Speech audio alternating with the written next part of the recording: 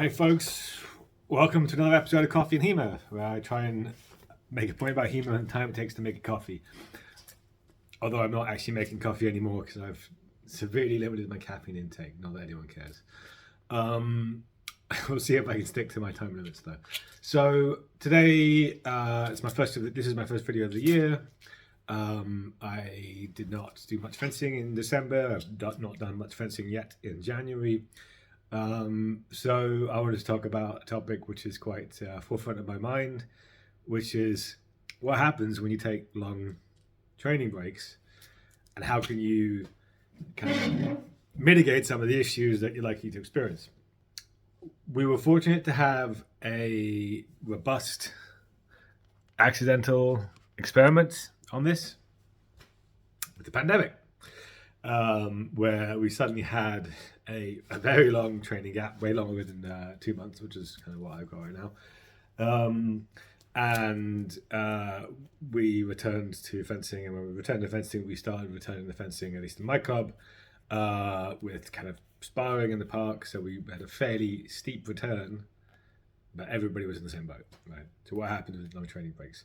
And I've got some good news and some bad news for you. That actually, as long as you are, reasonably competent already. So if you're a beginner and you take a long training break, kind of your learning's been interrupted, that's not great. But if you consider yourself, more or less competent with a sword, and you take a long training break for either injury or for some other reason, life, you're traveling, you got too much work on, whatever happens to be, and you come back to training, the good news is your knowledge is pretty much still intact. Your skills are still pretty much still intact. Actually, a lot of people report they do a training break, they come back, and because they're coming back with a bit of a fresh mind, they're thinking about their fencing a bit better, and they're not necessarily just doing the same thing over and over again. And sometimes the kind of the skills, the knowledge, the understanding of fencing has increased in some ways, especially if they've been reading stuff, but even if they haven't, just because of that natural break to take you out of your comfort zone and then sort of reset mindset. So your skills, knowledge, that kind of stuff stays pretty strong. But you will be worse despite that. And unfortunately, the reason you'll be worse is going to be that your fitness will have dropped. And the biggest challenge coming after a long break is that you will be slower. Your reactions might be still fine, but in terms of knowing when to react, but your body's ability to react at the speed you need to will probably be reduced. You will be weaker, you'll be less, your endurance will be lower, right? So your movements will be slower, your length of time you can fence for will be lower, your reaction times will be longer because you're moving slower, even if you're reacting in the right moments. So the fitness drop is the biggest one to deal with. And fortunately, it's one that you can sometimes deal with a training break, right? Depending on why you're taking the break. Obviously, if you are bedridden in hospital or massively ill or something like that, you're not going to be doing exercise to kind of keep things going. If you're traveling or doing busy stuff, right, you can do exercises to kind of keep up your fitness in some way, shape, or form. Nice, easy ones that most people can do anywhere. Squats and press-ups. I unfortunately cannot do press-ups because of a shoulder issue. I can do them, but it causes me long-term pain, so it's counterproductive.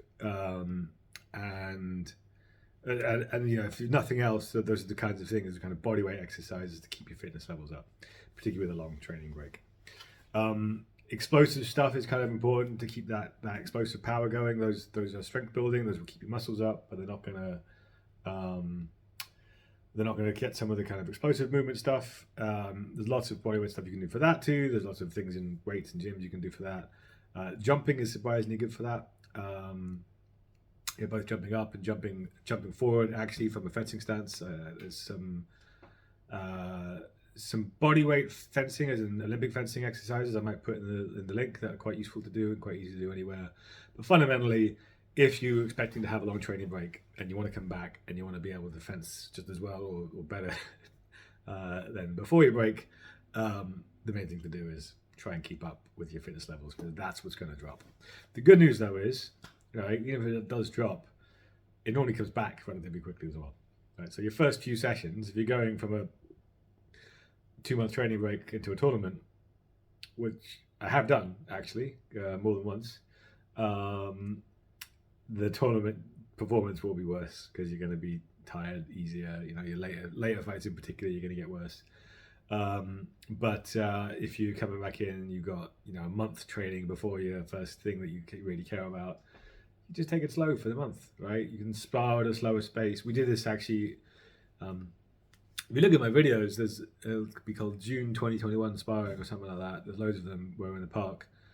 And if you compare them to, say, tournament footage or kind of later World sparring footage, again, you can see both in my sparring video section.